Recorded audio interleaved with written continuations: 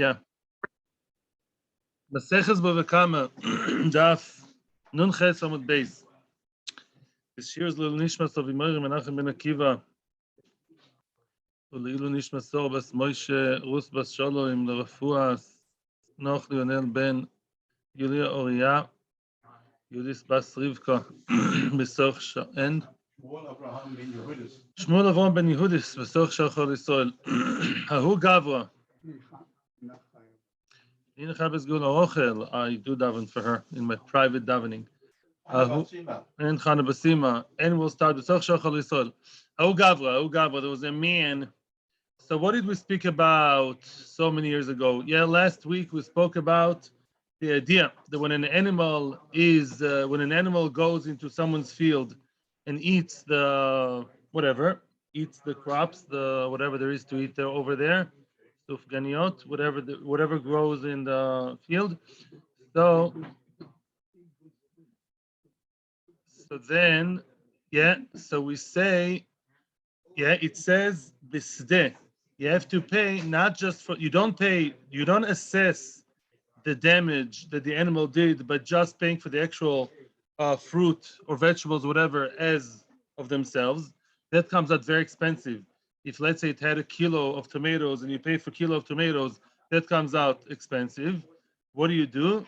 You actually make the calculation in relation to the entire field. You look at whatever there is according to the major opinion, although there were three opinions, but basically all three opinions believe that there has to be one of 60. The mainstream opinion being that you look at the actual, whatever that is, 1 kilo or two, a kav or two kavim in relation of a sale.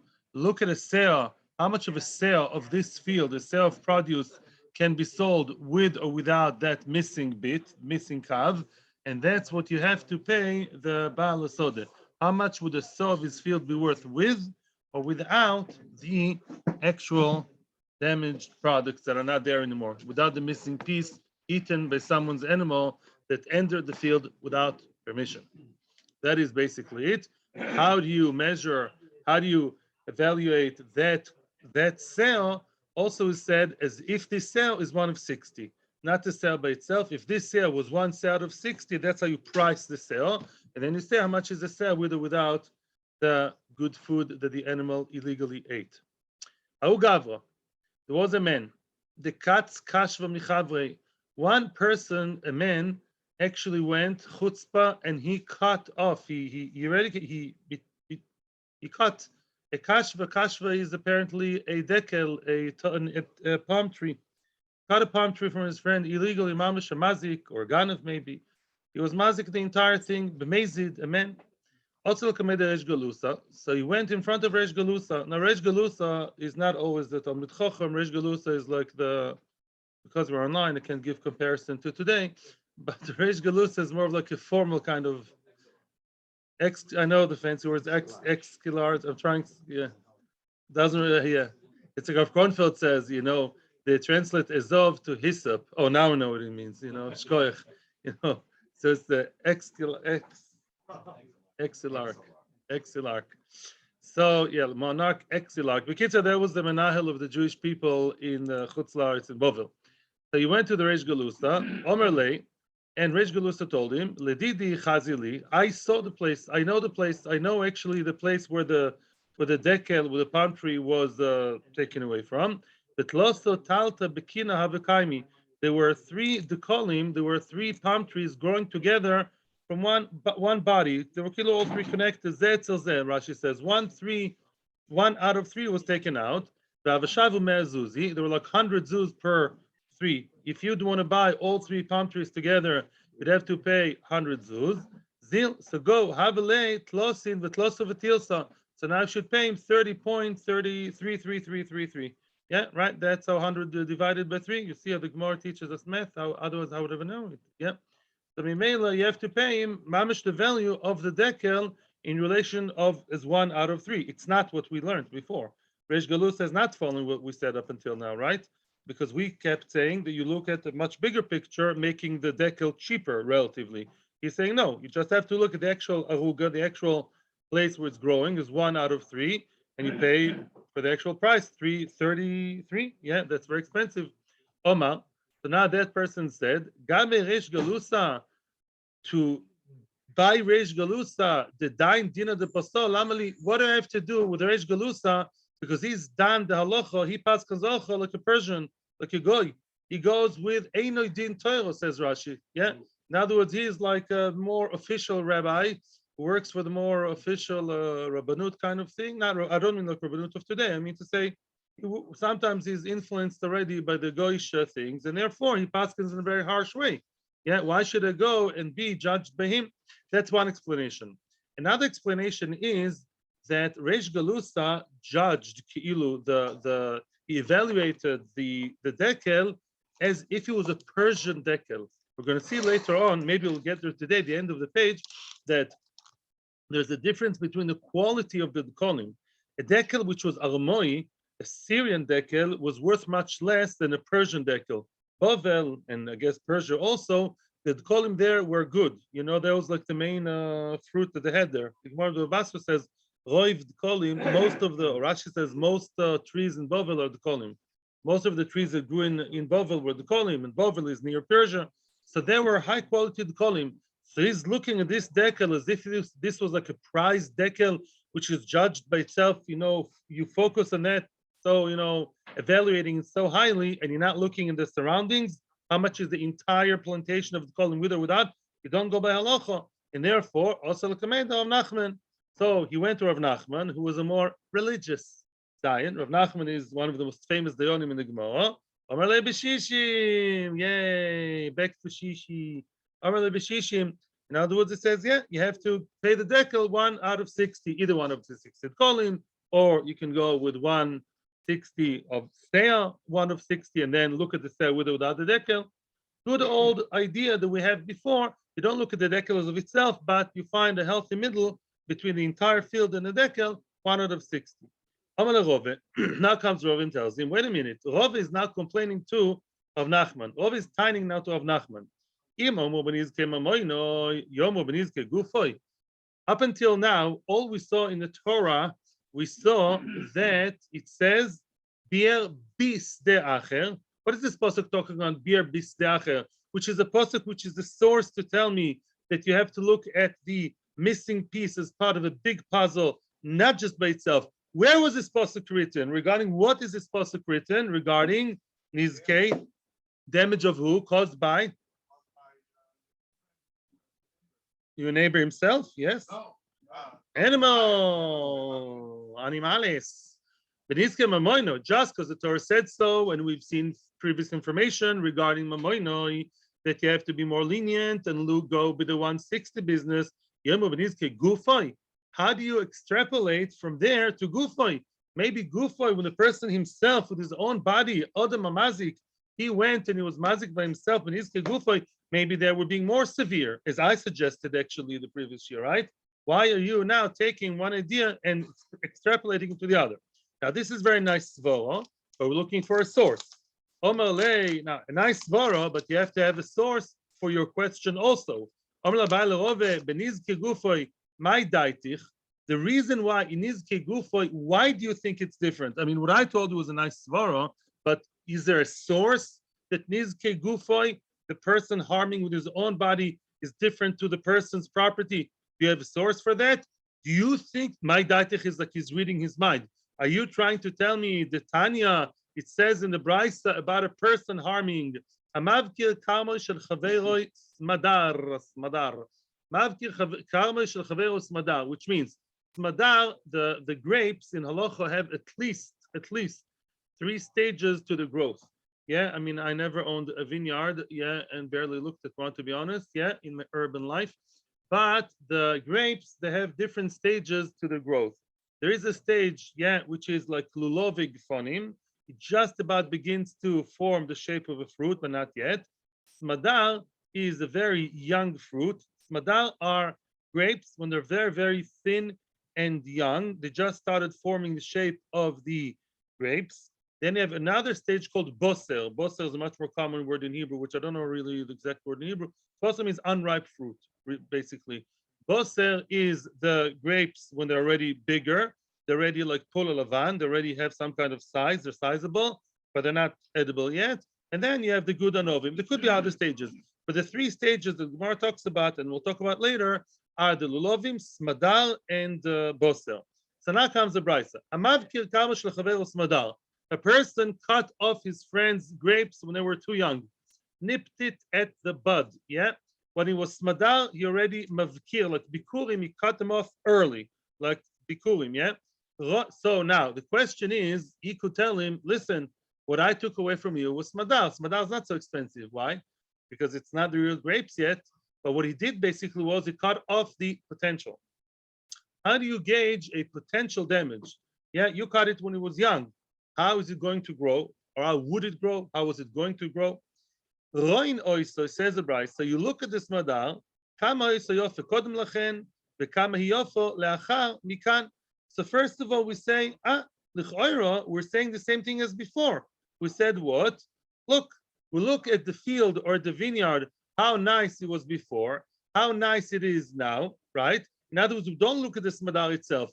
How much would a person pay for a vineyard with those few smadals missing? How much would you pay for that without? Okay, you look at before and after the entire or an area in the vineyard. Okay, so that's similar to what we've seen before. But vilu b'shishim loik tani. It doesn't say shishim, which means that basically, because what we're assuming now is because the brisa here, there are two differences between this brisa and the brisa we've seen before. This brisa talks about a person doing, not an animal. He himself, Chaim Yankel Shmerel himself, actually went illegally, disgustingly, went and cut off the smadar, the young grapes, right? And it says it will look at before and after, but it doesn't say shishim. It doesn't say shishim. So maybe we mean to say something else, but not the formula of shishim, of looking the bigger field. We don't know. We don't see it regarding a person. So maybe that's why you, Rabbi, you're taking Rav Nachman. Maybe that's why you're saying, Rav Nachman, how do you know that when a person does the damage, you go by shishim? Maybe a person, you have a different way of looking at it. I would assume more chamur. Maybe there's another way. Is that why you're asking the question? Because the brisa who spoke about a human being damaging missed the word shishim? So you assume that when a person, so also too, our friend right now standing in front of Rav Nachman after he was already disappointed with Reish Galusa, and he goes to Rav Nachman says you have to pay for that one dekel, that one palm tree in relation to shishim. You're saying is wrong because the brisa missed the word shishim, talking about the human being damaging. Is that why? Now, boom. Now he's going to show him, he's going to hit the knockout and show him that this is wrong. Okay. Because you gave me some vacation yesterday, so I'm being nice to you. Okay, now. Frag the Gemara what Baruch wanted to tell us. Oh, Atu, is that your proof? You're telling me because it doesn't say shishim in the brisa that spoke about the human being damaging? Now, boom, now I'll hit you on the head. Atu gabe behemto nami milo itania ki agavna. By behema also, we found a brisa that tells us the story of damaging, and does not tell us the word 60. Just like you proving regarding human being, and you want to say it sticks out and different to animals, I'll show a brisa now that talks about animal damaging, and there too the word shishim is missing. So Mimela, that will break your formula. Titania. Let's see the brisa, and then we'll explain the question better. There's also Hashem. Titania. Kotma nitia. A person says it's a behema. The context over there in the brisa, it's talking about an animal. An animal, katam, an animal basically cut off a small sapling.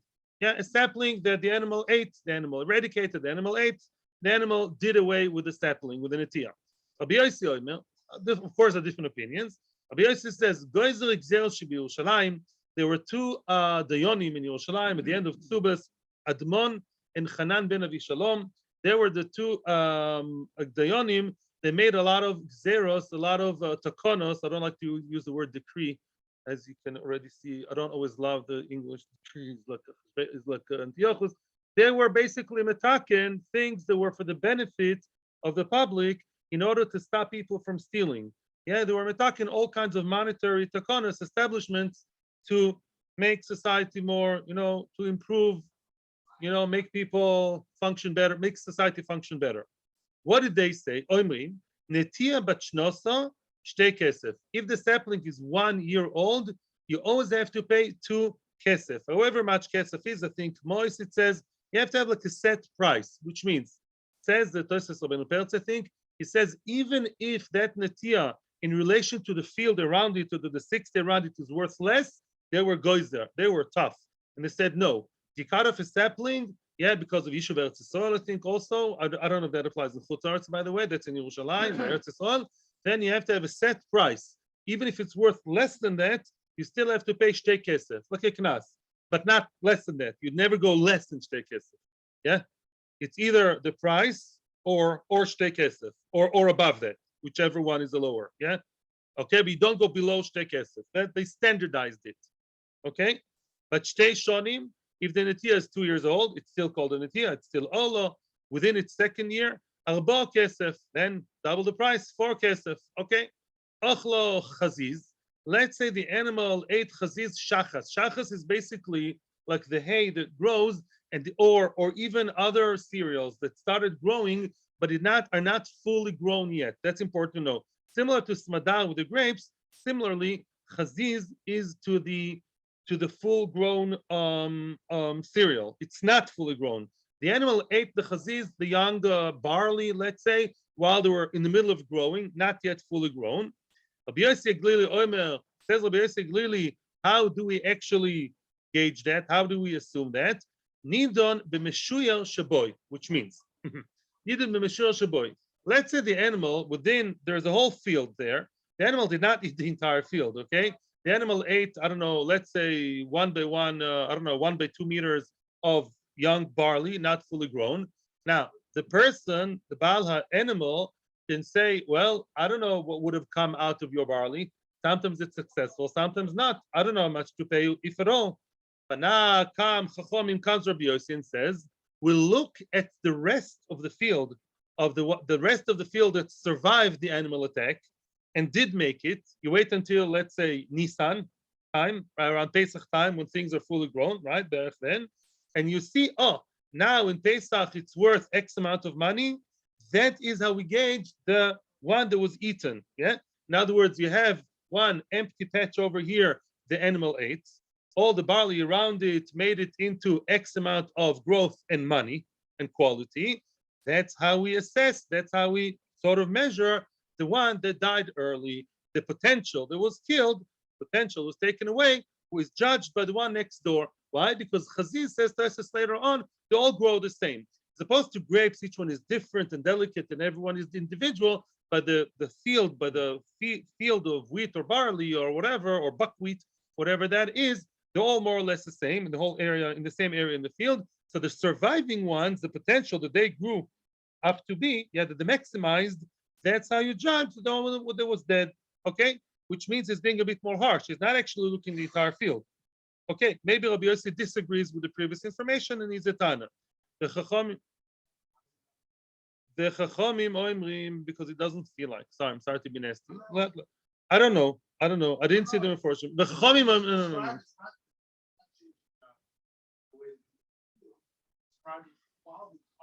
The Chachamim Oimrim, excuse me.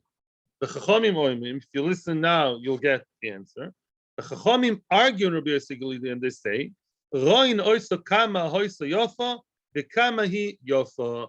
Chachamim say we don't look at the potential thingy, the potential of let's wait until Nisan, and until then we'll put him in jail. I'm joking. Until then, like whatever, it's on hold. The court case is on hold until Nisan, and then we'll know the case. No, we look at the field now, Mashiach now. We look at the field now. How nice is the field? How good, how expensive is the field with or without the shachas? Let's have a field with barley that is, I don't know, with a meter over 2 meters of barley that is third way there, that is halfway there. Yeah. How much would you, if you want to buy the field off me, how much would you buy for the field with the 1.5 meter or without the 1.5 meter or whatever, with or without the missing piece? How much with or without? So we are looking, according to Chachamim, at the entire field in relation to the missing part. It sounds bepashas Baruch that Rabbi Yossi doesn't care about the entire field, which is a chiddush. Rabbi Yossi seems to be going against what we've seen before, and I don't know why. And unfortunately, yesterday I didn't have time to look at the Meforshim as much as I wanted to. But Lamaisa Chachomim are the ones who say we look at the piece, the missing piece, as part of the whole puzzle and not just by itself, which makes it cheaper, of course. However, Bava Kama, okay, we didn't finish yet. Ochlos Madar. Soon we're going to get to the. By the way, no, guys, you tell me. What's the missing word in Chachomim? Chachomim seem like we are looking at the system of zooming in, zooming out, right? We don't just look at the actual thing, we look at the whole thing in relation to the field.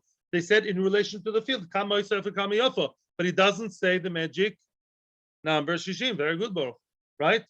And it's missing. And it's talking here about what? An animal. It's talking about an animal eating. And we do take into account that you have to look at the bigger picture, but we're missing the word Shishim. Let's continue. Nuntes Amud Aleph, net. Now we're going to the net profit. Ochlos Madar. Now the animal ate smadar. You look in Rashi if you want to know what smadar means. Yeah, anovim dakin ba'aschalosun lachar shepochu miyad. These are young, thin grapes right after they started blossoming. It's not a flower anymore. It's not lulovik fonim. It's madar is the youngest version, so to stage in the life of the actual grapes that look like grapes. And now the animal ate it. Rabbi Shua says, well, you look at those anovim as if they're omdes libotzer. We look at those grapes as if they're fully grown, as if they're about to be harvested. Yeah, we're being very harsh now. Says Tosfos, if you notice, Rabbi Yeshua doesn't say we look at the other grapes and see how the potential went. Let's look at Tosfos. Says Tosfos, you look at those very grapes as if they're grown-ups, as if they're mamish before the stage to, yeah, as if they're fully grown and good and beautiful, and that's what you have to pay. Shtar, yeah, says Tosfos, what happens if the other grapes right next door to the one that were eaten, the one which is like a variable, an X, the one next door to it, let's say they flunked, let's say they did not grow so nicely at the end of the day. Before, when we learned about the shachas, about the cereal, we said, how do I know? I'm not a prophet. I don't know how well it's going to grow. Ask any farmer. Every year is different, right? Siyata d'shmaya. So by the wheat and barley, we said, well, we have to look at the next door neighbor who survived the attack, see how it maximized its potential, and from that reflects on the one missing. By anovim, who say no. By anovim, who say, regardless to the neighboring environment, we always assume the best as if those are good grapes that maximize the potential. Why? Says to us the second line. V'davka b'smadar da'anovim, smadar the grapes, the pe'omim shelim iskalkilim ve'elu nitzoilim. Sometimes those go bad, and those actually nitzoilim, they survive and they grow up to be good grapes. We don't look at the rest of the grapes because one doesn't reflect on the other. Get it? But the tvua, if they go bad, everyone goes bad together, or otherwise. They're more like the herd mentality. Yeah, they all do the same thing together. Okay, let's go back to the Gemara. Yeah, that was the thing of Tosfos. The Chachamim say, how do we gauge the smadar eaten by the animal, the young grapes?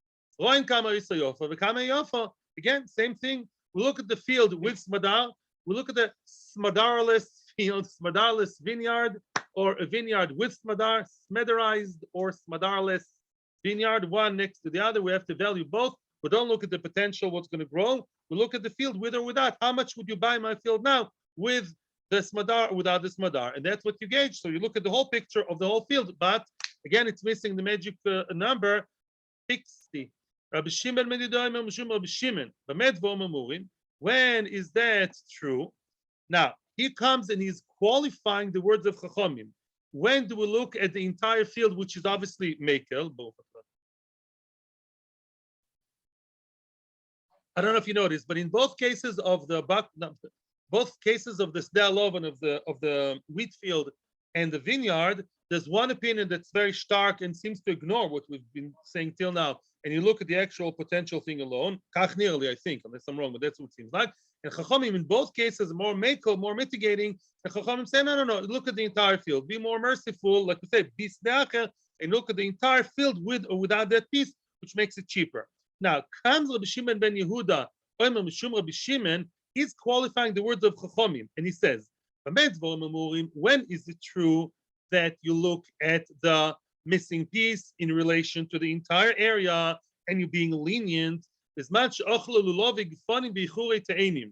When the animal ate lulovig fonim, is a stage earlier than smadal. Earlier than smadal, it's like still a lulav. Like we know, lulav is like the branch. It's still the cutoff point, more or less, between being a flower and a fruit. It's even younger than smadal. And te'enim, it's called yichurim. A te'ena, which is fig, that the word is different, it's called yichurim. Aval ochlu pagim uboisel. But let's say it's at paga, which is a young, young fig. Paga fig. Interesting, like in English, yeah? The Aramaic took from English, yeah? Oh, boiser, yeah? Or boiser, which, as I said, young grapes. Or then I think Chachamim will tell you even that they're like a novim that are about, then you have to look at them specifically, focus the camera on them because they're bigger. The bigger, the more developed, the bigger that is, you can't just look at it as part of the field. You have to judge them separately because the big boys, they're separate, they're bigger. By the way, if you notice, he ignores Madal. It's a very tricky line, what he just said. He spoke about lulovim, and he says, when they're very young, lulovim, they're more part of the tree, you look at the whole area, vis-a-vis the whole area. But when they're older, they're like bosel, they're like grapes that are mamish grapes, it's just too sour, sometimes you buy the grapes and they're too unripe. So that, then already choshuv, you look at them separately. 1 minute, please. Tiny Mias, we'll discuss that, by the way. If you're asking a question of Shimon ben Yehuda, that will be discussed later. Right now, the Gemara wants to siphon one nekuda out of the whole brisa and tell me, Tiny Mias. It says Mihas at the end of the day. After all said and done, what do we see in the brisa? In both the field and the vineyard, we say you look at the entire field, how beautiful it was, meaning how valuable, how good it was, how expensive it was, with Kama Hiyofa now, how much it's worth now, without missing piece. But like Tani B'Shishim, and it doesn't say Shishim, and we all know that that's not true. We all know that when the animal ate, nobody argues there's a pasuk and vices and stories, that you do look at it, not stam as part of the entire field. That would be, by the way, to what? If you look to Mako on the damager, Tzvi would be very angry if that would be the halacha, right? In other words, if you have only a few grapes, and the guy owns half of a Mata Golan winery, the whole vineyard over there, the winery, so yeah, the whole vineyard, the whole big thing, a few grapes is nothing. It'll be a joke, right? So what do? We look at the saw, and the saw judged by 60, healthy middle. But it doesn't say shishim. No, why? What are you going to say then? It's an animal. The animal for sure look at the whole thing, not alone, but it's part of the shishim. What can you say? The shishim must be when Chachamim said you look at it in relation to the field, they meant shishim. They didn't have to speak it out because they're fighting an opinion which is much more extreme. They're talking against Rabbi Yeshua that says you look at the grape alone, or the other one, Rabbi Shimon ben Yehuda, look at the grape alone. No. You have to do, they say, mapitom. You have to look at it in relation to the bigger picture, the whole field. But the men shishim, they don't speak it out. Just like you go to a rov, right? A drop of milk fell into your, I don't know, chocolate pot. The wife throws it away. And then what? But you ask the rov. Yeah, if you didn't throw it away yet, you ask the rov. It says bottle. Yeah, he means shishim, of course. Yeah, because shishim everybody knows. So we don't have to mention it again and again and again. Hachinami b'shishim. So too, in the brisa that spoke about a human being damaging the nitiyah, they're also in the brisa which we had over here, or smadar hit or taken by human being, even though it doesn't say shishim, you can still say a human being too when he came and he took out the thing. You judge it kechelik from 60. Although there is a svar not to say that, I agree, and by me it's still a question. Svar-wise, I would say it's not the same, because by an animal it makes sense to be more mitigating by human being. So the svara that I have is, I think, still a good svara. But from the brisa, you can't prove it. You can't prove just because the brisa of a human being damaging missed the word shishim, that alone is not a raya anymore. That raya I took away from you. Maybe you're right, misvara, which the Gemara didn't say. I said svara.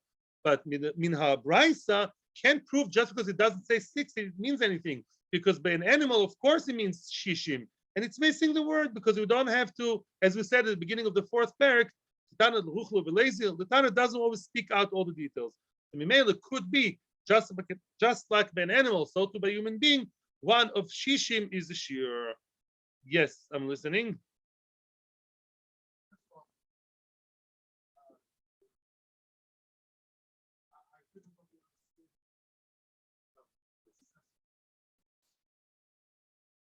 Omar Abaye. That's the best we can do for now. Let's review it later.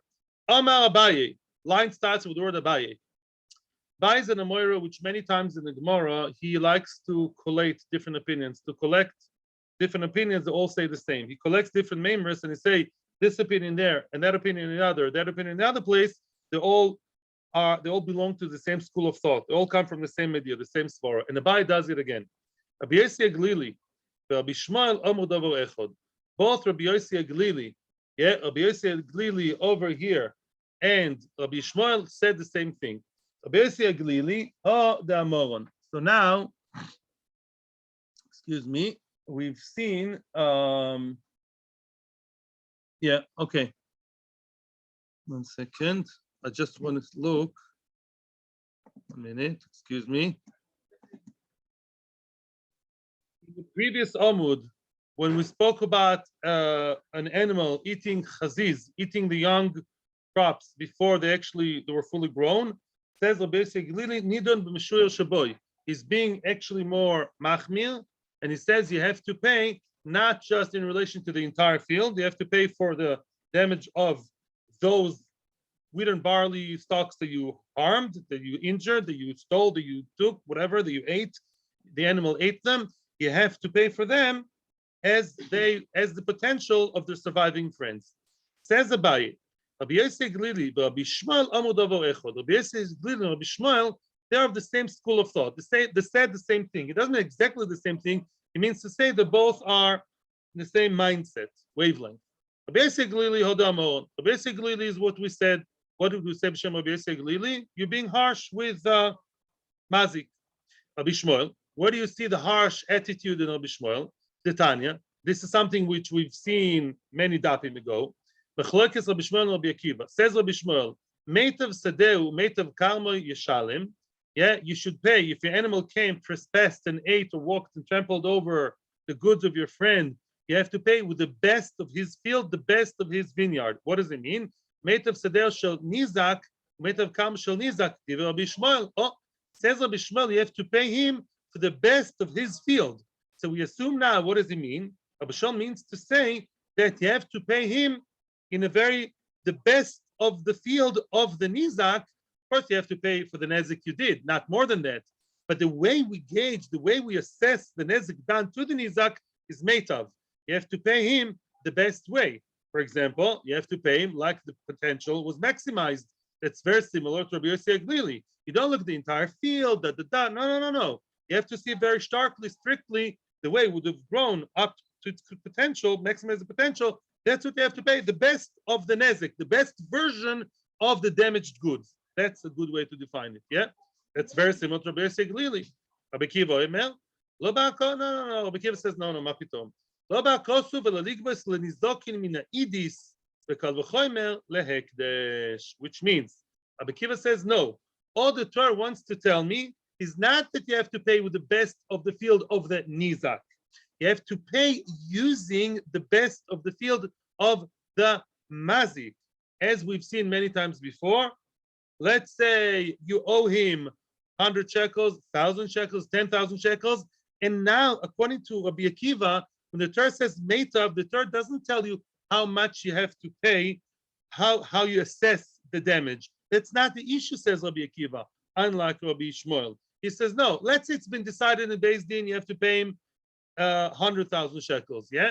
Now, the question is, you don't have 100,000 cash, but you have a few fields. You have a very low quality field. By the way, that's good chazor at the beginning of the Masechta. The Bava Kama is all inbuilt chazoras, yeah? You don't pay him with a bad field worth 100,000 shekels spreading over a larger area but bad quality. You have to pay him with a smaller field of a high quality place, the best of your fields. You have 3 fields, Idis, Benonis, Ve, Diburis, very good. You have to pay with the Idis. The mode of payment that you have to use has to be the best of your field, Mr. Mazik. But it doesn't discuss how much you have to pay. It discusses how you pay. Continues the Gemara, unlike Ravidi Baravin, the Omar Ravidi Baravin says Ravidi Baravin. How does Ravidi Baravin explain the machloikas there? Kigon shachla aruga beinu arugos. Let's say the animal ate one aruga, one vegetable patch amongst the patches. We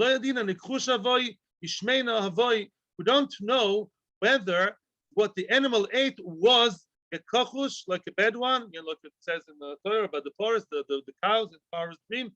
Chushos, was it a thin, bad quality, or was it shmena? Was it a good one? We don't know. There are no records, no cameras working over there to see if the animal ate good quality or low quality vegetables. The Omar comes the Torah and tells me, "Kum shalim shmeina b'meitav deika hashta." Maybe, and this is what Ravidi Barabin wanted to say, that you have to tell the damager, the owner of the cow, you go and pay the best one, the fat one, b'meitav deika hashta, like the best that I have in the remaining fields. Get what I'm saying? In other words, let's say there are 10 vegetable patches. Vegetable patch number A3, I don't know, in the chart, yeah? We don't know if it was good or bad. Suffolk, we don't know what to do. Comes the Torah tells me, Meitav, you don't know how to pay, I'll tell you how to pay. You have to pay him like the equivalent to the best patch that he has, which is worth, I don't know, $10,000. That's what you have to pay. Yeah? That's how Ravidi Barabin wanted to interpret Meitav of Rabbi Shmuel. Says the Gemara, talking like Abaye, no, we don't say that. Why don't we say that? My time, why is that? Because we have a very old dogma saying what? Means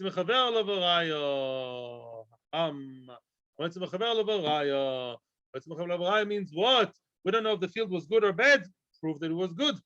as long as the money is by me, you can't prove me is the cow owner, the sheep owner, the one who went and ate up your flower patch, your vegetable patch.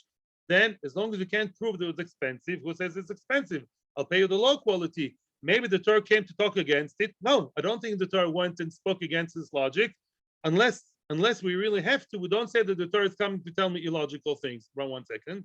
Ella. So what does Rabbi Shmuel mean when he says the meitav of the field? What does he mean then?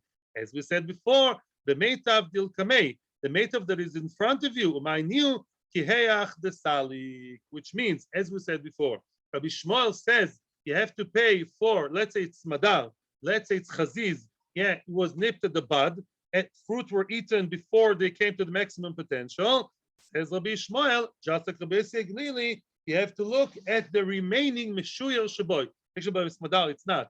But the field, let's say there's a whole field of barley, a whole field of buckwheat, and you ate, I don't know, 2 meters by 2 meters, and it's Kislev time. Now, it's Chodesh Tevis, base Tevis now. Yeah, we don't know how it's going to grow. It's not fully grown yet. What do? You went and you wait until the Jewish holiday of Passover. If you ever heard of the holiday of Passover, you wait until you wait and see, biting your nails. How is the rest of the neighbors that survived the attack? How are they going to grow? If they're going to grow to X, you pay X for the missing one. If they grew to be Y, you pay Y. If they grew to be 100, that's how you assess it. Says who? Says Rabbi Shmuel. That's Meitav Seder Shel Nizak, the best of the field of the Nizak. If they grew up to be the best, you can't say, how do you know? Maybe the one that my animal ate in Kislev would have come out lousy and dead. We don't say that. We assume that the field is all one unit and mass, one thing. Just like the rest grew, that's how you gauge the missing piece, the missing part. Yes? Oh, Baruch Hashem. The Gemara answers your question. Does a better job than me. I'm listening. Yeah. Okay, weiter. Oh, let's now go back to the first brisa, which we saw at the beginning of the page, about Smadar. What did we say about Smadar? Rabbi Shua said, you look at Smadar, what? Maximum potential, very harsh. My Smadar would have grown to be a beautiful, fully grown cluster of grapes. That's what you have to pay, regardless of the Sviva. Okay. Smadar.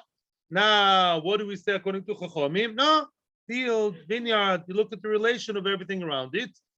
And then says, Omar Mar, now comes the third opinion, sort of third. I'm reading in the Gemara now. I agree with Chachamim, they can be more lenient and look at the damaged part as part of the field, part of vineyard. when it's very young, lulovig fonim. I'm ignoring now the te'enim, not to confuse you. Lulovig fonim is when it's a very, very primal first stage of being not mamish tree. It's beginning to be fruit. Yeah. Asmadal. Wait, smadal is one stage above lulovim. So smadal is already more separate. You can see a shape of grape, and then roy noison kilonovim omlis lebotzer. Then you're saying, then we don't look at it as part of the field. It's already individual and looked at individually, the smadal. So then you have to look at the smadal as it's fully grown.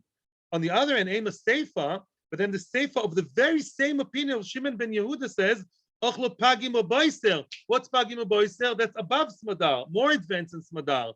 It says, it says, if the pagim o boser is already grapes. You can even maybe find them in the store. They're just too unripened, sour. Then what? Then you look at them as if they're separate. Asmadal, that is to say, smadal, which is younger than that. Then smadal, you look at this part of the field. So you are completely stuck with Mrs. Smadal. Get the question? On one hand, you're telling me lulovik fanim, younger than smadal. They're looked at as the part of the field. And boiser is looked at as what? I'm skipping smadal very elegantly. Whoops, skipping over her head into what? Into boiser. Boiser is separate. What's with smadal? Smadal is very confused. To make up your mind. Yeah, does smadal belong to the little kids group or to the big kids group? And actually contradicting yourself. Omar Ravina, says Ravina, the right way to read the Brisa is to connect smadal to one of the groups. Smadal is stuck in between. We connect her to one of the groups. Meaning, now we're rereading the opinion here of Reb Shimon ben Yehuda. When do we look at it as part of the field in a more lenient way? And we say, it didn't really damage a whole fruit, a whole finished product of fruit, and you can look at it as part of the field. That is only when it's lulovim, when it's barely, you can barely see any fruit, maybe flower. Madar, Pogin or Boister, she belongs to the big group, to the big children's group. The Madar is together with Pagin and Boister, meaning they're individually looked at, individually judged. Then we say the smadar, pagin or boiser. Then we say no, they're already separate anovim. We look at them as if they're fully grown, as if they're oimdos libotzer, as if they're about to be harvested, and you pay expensive individual thing. Frank the Gemara, it's so you got stuck. You think you have an easy solution for smadar? Rabbi Shimon ben Yehuda, I know Rabbi Yoshua. Look, the first opinion over here. Rabbi Shua says that smadal is looked at like a separate individual fruit. So you don't look at the entire field. You only look at the smadal alone as fully grown. Yeah, kol shiken boser, which is older.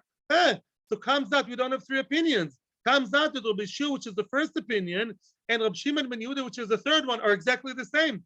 They both say that smadal and what? And anything older than that, more developed than that, is looked at individually, which, by the way, answers our question, Baruch, because he would agree to the concept of that, by the way, makes it easier if it's younger, if it's less than smadal, if it's lulovig fonim, everyone would agree that you look at it as part of the field. That's good. So the nobody here is koifer in the pasuk that says bisdeacher. That's good for us, nachon? Everyone agrees bisdeacher is a concept. You always look at the mitigating circumstances of 60, a whole field, blah, blah, blah. The question is, when do you apply that concept? Very good. In other words, Chachamim say you always apply it. Well, you have Rabbi Shimon ben Yehuda and you have Rabbi Yoshua saying, no, when the fruit is big enough to be smadar and older, then you look at it separately. Hey, but don't run away. We're still in the question, and we're going to end up soon. Rabbi Shimon ben Yehuda is the same as Rabbi Yoshua. They both agree that smadar and upwards are looked at separately, and you have to pay separately as a fully grown thing. Answers the Gemara, there's a difference between them. Chash gufna v'lo misaymi. Don't laugh. The Gemara is going to say, sometimes there is an advantage of losing a smadar when it's young. You know why? Very good. The geffen itself is matchish. The fruit take away the energy from the tree. the tree or the vineyard or the vine has to be mefarnes the kindalach, mefarnes the smadar and all the sisters, yeah. And now that I cut off your smadar, of course I have to pay you. It's not sdoim. But lamaisa, yeah, I have to pay you less. Shall we take into account the fact that your tree now is freer to grow and maybe produce more? It's less hakhasha, less of thinning. It's healthier now. Do we or don't we take that and deduce that? Not deduce, deduct. I meant to say, excuse me. I know. Do we deduct that value of the actual vine itself from paying the damage? That's the difference between them. Below misaimi. Below misaimi means we don't know who says what. We don't know who's the one that says. We have two opinions. They don't speak it out.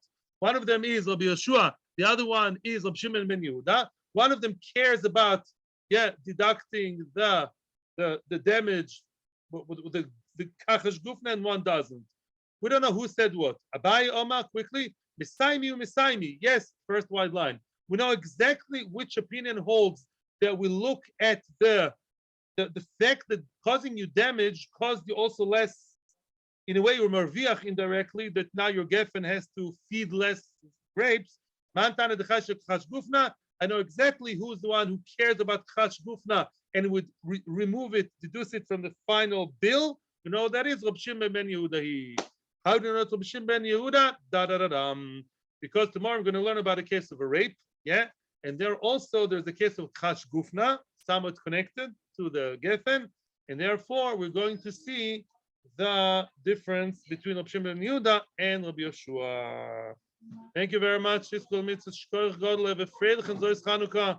Light of the Torah should be with us every day of every moment of the day. Have a good day.